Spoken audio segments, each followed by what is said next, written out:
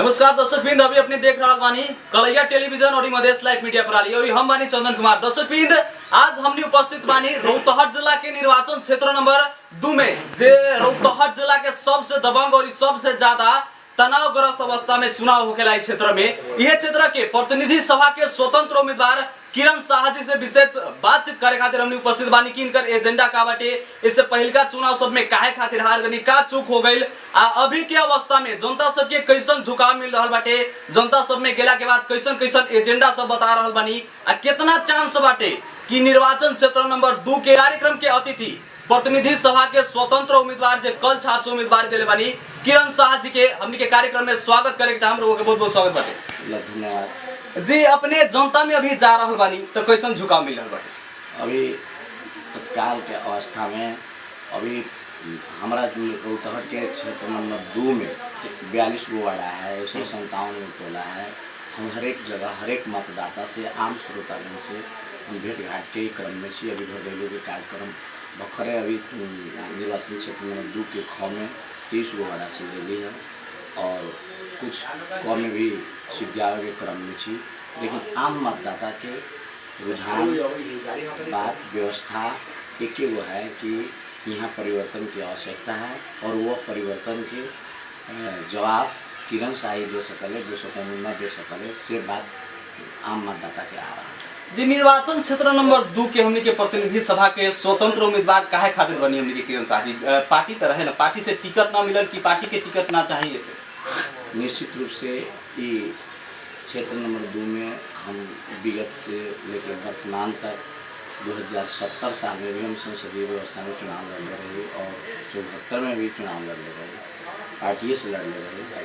अब अनो हम पार्टी में रही, नेकपा एमाले पार्टी में रही, लेकिन देश के दुर्भाग्य दलीय सिंडिकेट के आधार पर जो लेखा देश में दलीय व्यवस्था के अंतर्गत दलीय प्रति जनता के तृष्णा जो जाग रहा है, वो देखला के बावजूद भी न दलीय व्यवस्था में दल के कोनो एजेंडा है, नीति विहीन हो गए है, शत्रुता और मित्रता कथी हो गए, ये सब दलीय व्यवस्था में दलीय सभी अपन चीज ये सब के बिसर गए है। जौना के चलते हम अपने कहला चाहे छी काल के दिन में नेपाली कांग्रेस नेकपा माओवादी के ताउको को मूल रखे वाला नेपाली कांग्रेस के साथ सहगाठ करके देश में एगो बहुत बड़ा तृष्णा के जनता के साथ एगो बहुत बड़ा अन्याय जैसन व्यवस्था भेल जो सबके सर्वाधिक है। लेकिन दुख कहाँ लाग रहा है, हमनी सभी भी नेकपा एमाले पार्टी में रहे, जो एगो मधेश मूवमेंट, जो मधेश के मसीहा कहा वाला उपेंद्र जी और देश के राष्ट्रवादी कहा वाला केपी शर्मा ओली जी दिन दिने एक ही बात कहते हैं कि हमनी सभी सिंगल चुनाव लड़म और अकेला चुनाव लड़म। लेकिन दुर्भाग्य है कि देश के कि दोनों के विचार कहीं न मिलेगा, अभियान के दिन में भी विचार न मिली और रात सहकार्य करके ये क्षेत्र के नेकपा एमाले के संसदीय जो चुनावी उम्मीदवार के जो कोटा रहे ओकरा जसपा के दे देल गए, जोना से हम वंचित भेली। हम कही ठीक है, नेकपा एमाले में हमने रही, यही पार्टी के हम सहयोग करके आगाड़ी बढ़म से हम आगाड़ी बढ़ते रहे। लेकिन आम जनता के, आम मतदाता के, आम नेता कार्यकर्ता के उत्साह उमंग, हम जब काठमांडू से घरे अली तो पूरा जनता में निराश छाले रहे। लेकिन हजारों हजार के संख्या में नेता कार्यकर्ता आम जनता सभी हमारा घर पर अलग जो अपने सभी लाइव प्रसारण द्वारा देखले हुए बहुतों साथी सब लगला। लेकिन जनता सब कथी कहलक, नेता कार्यकर्ता सभी कथी कहलन कि अपने के पार्टी टिकट न दिलक है, लेकिन अपने जनता के टिकट लेके स्वतंत्र उम्मीदवार और बन के भी अपने चुनाव लड़ू। ओकरा लेल हमनी सभी पूरा जनता, पूरा जनप्रतिनिधि और अपने के शुभचिंतक जितना बा हमनी सभी साथ देवेला तैयार छी। एल अपने जनता के टिकट से लड़ू, एल हम स्वतंत्र उम्मीदवार। नेताजी, जैसे कि निर्वाचन क्षेत्र नंबर 2 में बहुत भी सारा उम्मीदवार बनी और भी ज्यादा उम्मीदवार सब बनी, उम्मीदवार सबके ये कहना बाटे कि हमनी के किरण शाह जी धर्म के राजनीति करेनी, ये विषय पर अपने क्या कहेंगे? अपने सबसे पहला बुझे के चाहिए नेता के नीति में, विचार में धर्म नाम के तो चीज़ें ना होगी। धर्म अपना जगह पर, राजनीति अपना जगह पर। निश्चित रूप से हम हिंदू के बेटा छी तो हमारा पूजा पाठ करना ही जरूरी है। मुसलमान के बेटा है वो अपन धर्म कर्म करना ही जरूरी है। अपने सबके हम कहना चाहे छी कि यहाँ धर्म और राजनीति से न जोड़िए। निश्चित रूप से हमने यहाँ राजनीति के अर्थ की हमने असल समाज सेवी बन के जनता के तमाम समस्या के समाधान हेतु हमने सबके कार्यक्रम आगे बढ़ावे के चाहिए, ना कि धर्म नीति न। अपने से कह रहा है कि धर्म और लोग भी अपने के दिग्भ्रमित कर रहा है, तो ये गलत है। आज से न क्षेत्र नंबर 2 ऐतिहासिक जगह है। यहाँ हिंदू मुस्लिम के भाईचारा, सामाजिक सद्भाव, एक अर्का के सहमति के आधार पर हमनी सभी मुस्लिम भाई सब के ईद बकरीद में हमनी के हिंदू भाई जाके उनका पर्व में सहभागी हुए, मुसलमान भाई सभी हमनी के होली छठ के महान पर्व में भी वो लोग आके सहभागी हुए।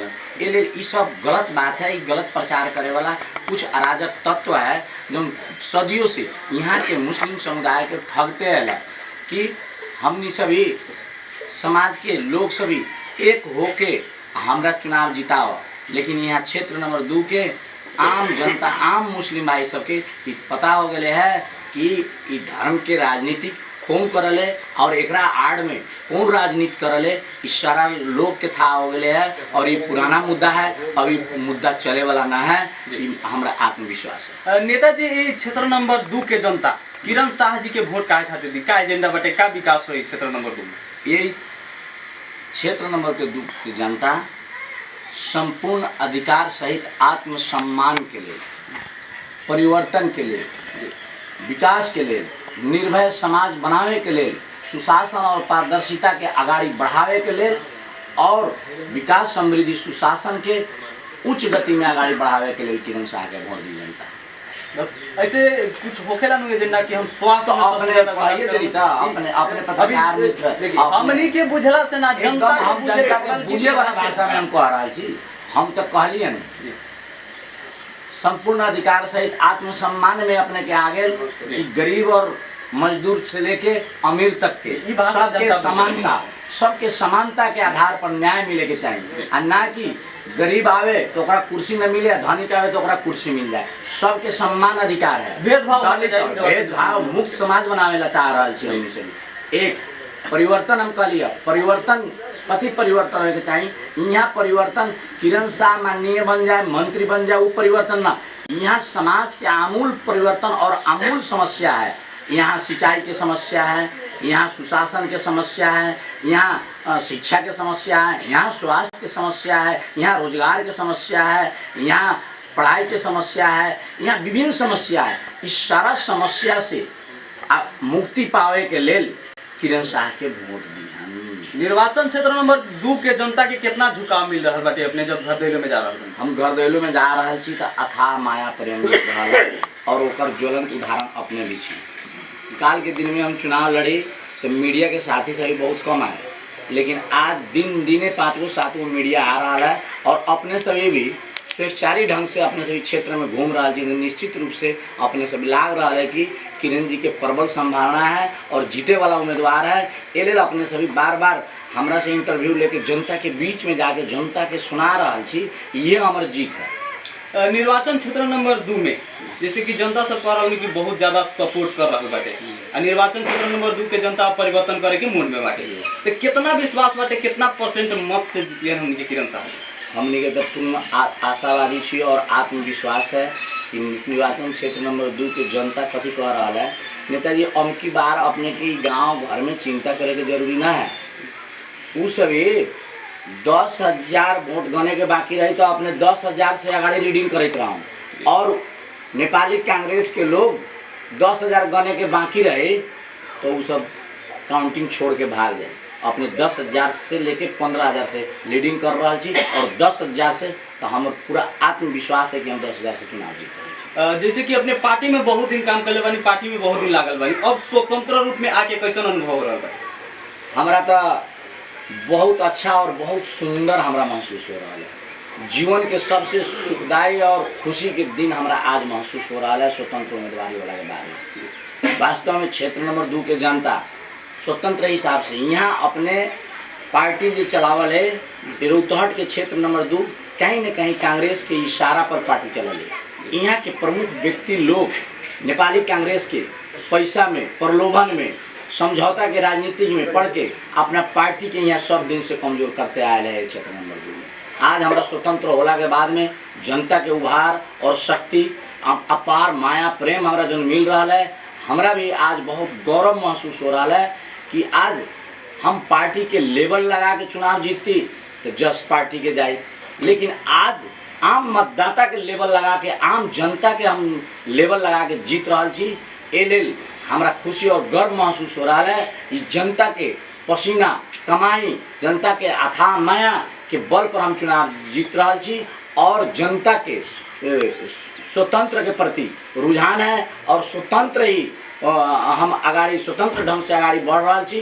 और स्वतंत्र में हमरा जनता के बयान के दिन में समस्या के बारे में संसद में बोले के पड़े तो हमारा पार्टी से अनुमति लेवे के पड़े, लेकिन ए लेल हम कहला चाहे छी ए क्षेत्र नंबर 2 गुंडा राज बा, जंगली शासन बा, ये सब के विरुद्ध में बयान हमारा बोले के पड़े तो पार्टी के हुप में हमरा बोले के पड़े। ए लेल हम स्वतंत्र होला के चलते हम जनता के मूलभूत समस्या के निश्चित रूप से सदन में बुलंद आवाज उठावेला हम स्वतंत्र छी, कोनो पार्टी के दायरा में रह के हमरा न बोले के पड़ी। ए लेल हमरा आज गर्व महसूस हो रहा है स्वतंत्र। नेताजी जैसे कि क्षेत्र नंबर 2 के जनता एगो और चीज जाने के बहुत ज्यादा उत्सुक बाटे कि हमनी के नेताजी जीतिहन तो बाद में निर्वाचित होला के बाद कौन पार्टी के सपोर्ट करी? सबसे पहला एगो बात हम तो पार्टी से अपने सबके पता होने के चाहिए कि हम 2070 साल में माओवादी से चुनाव लड़े, 2074 में जसपा से लड़ी और अभी जसपा प्रत्याग करके नेकपा एमाले में रही। लोग तो बहुत लोग कहले दल बदलू, दल बदलू के अर्थ कथी हो, जनता बदलू होए के चाहिए ना। हम तो जनता हमारा अपार माया दिले है। हम माओवादी में रहे तो माओवादी के संपूर्ण साथी हमारा साथ रहे, आज भी है हमारा साथ, माओवादी के साथी सभी न छोड़ला। हम जसपा में गेली तो आज जसपा के पूरा साथी टीम हमारा साथ सहयोग दे रहा है। हम नेकपा एमाले में रही, पार्टी हमारा साथ ना इंसाफी कहलक, आज नेकपा एमाले के पूरा टीम हमारा साथ है। तो हमरा जब जोन पार्टी में रही तो हमरा प्यार मोहब्बत से हमरा जनप्रतिनिधि लोग, हमरा जो नेता कार्यकर्ता लोग हैं वो हमरा विचार से पूरा संतुष्ट है। तब तक आज माओवादी के भीतर के लोग सब हमारा साथ है। हम जो पार्टी में रही उस सारा शक्ति आज इकट्ठा भेल है, तब आज क्षेत्र नंबर 2 में कल मैं और किरण मैं बनल है। एल हम पूरा आशावादी छी और पूर्ण विश्वास हम ले रहा छी कि अपने कह रहा छी कि जो जनता के मूलभूत समस्या है और स्वतंत्र हिसाब से हम आगे बढ़ रहे हैं। लास्ट में जनता के का अपील करे के चाहिए? जनता के हम अपील करे ला चाहे छी, हम आम मतदाता, आम नागरिक, आम जन समुदाय, देश और विदेश में रहल हमर भैया चाचा चाची सबसे यह अनुरोध करम कि ई मंसिर 4 गते देश में नीति निर्माण करे वाला जगह पर हमारा पठैन और उन लोगों से यह अनुरोध करम कि देश और विदेश से जहाँ जहाँ से सामाजिक संजाल मार्फत या प्रत्यक्ष या अप्रत्यक्ष रूप में जे सहयोग कर रहा छत उनका से यह अपील करम कि मंसिर 4 में सारा लोग, माता पिता भैया चाचा चाची लोग हमरा के चुनाव में कल छाप चुनाव चिन्ह में वोट दे के जितावस और इस क्षेत्र नंबर 2 के विकास समृद्धि सुशासन के तरफ आगाड़ी बढ़ावस से आग्रह सहित हम अंत में ये कहम कि हमने के क्षेत्र नंबर 2 सिंचाई से बहुत अव्यवस्थित अवस्था है। कृषि के ऊपर हमारा पहला एजेंडा है, जौन खेत खेत में किसान सबके पानी झारे के है, मल खाद के व्यवस्थापन करे के है। ये पहला एजेंडा के साथ हमारा 9 एजेंडा है, जो 9 एजेंडा के हम चुनाव जीतला के बाद में सारा लोग के दिखाएं कि हाँ 30 बरस में जो नेपाली कांग्रेस न कहले है वो हम करके दिखाएं से कहला आम मतदाता के चाहे छी और सब लोग के नमस्कार और प्रणाम करें। समझ नहीं धन्यवाद। दर्शक बिंद अभी अपने देखे रही कलैया टेलीविजन और मधेश लाइव मीडिया प्रणाली हमारी चंदन कुमार और आज हम रौतहट जिला के निर्वाचन क्षेत्र नंबर 2 दबंग निर्वाचन क्षेत्र नंबर 2 कहल जाला। यहाँ पर सबसे ज्यादा गर्मा गर्मी रहेला जब भी चुनाव आवेला, प्रदेश के होके या स्थानीय होके, हमेशा ही रौतहट जिला ही बाटे कि स्थानीय तो हमें हमेशा गर्मा गर्मी है। जब भी आवेला प्रतिनिधि सभा प्रदेश सभा के चुनाव तो बहुत ज्यादा क्षेत्र नंबर 2 के माहौल गर्म होकेला। आई गर्म क्षेत्र निर्वाचन क्षेत्र नंबर 2 के गरम प्रतिनिधि सभा के स्वतंत्र उम्मीदवार कल छाप से अपन चुनाव चिन्ह लेकर लड़ रहा बानी किरण शाह जी। उनकरा से विशेष बातचीत भइल है, उनकर एजेंडा ही पूरा वीडियो में बाटे रहुआ सब देख सकतानी। और ये अगलिका वीडियो में फेरू से मिले के वादा करत आज के वीडियो से हम चंदन कुमार विदा लेबे चाहें। नमस्कार।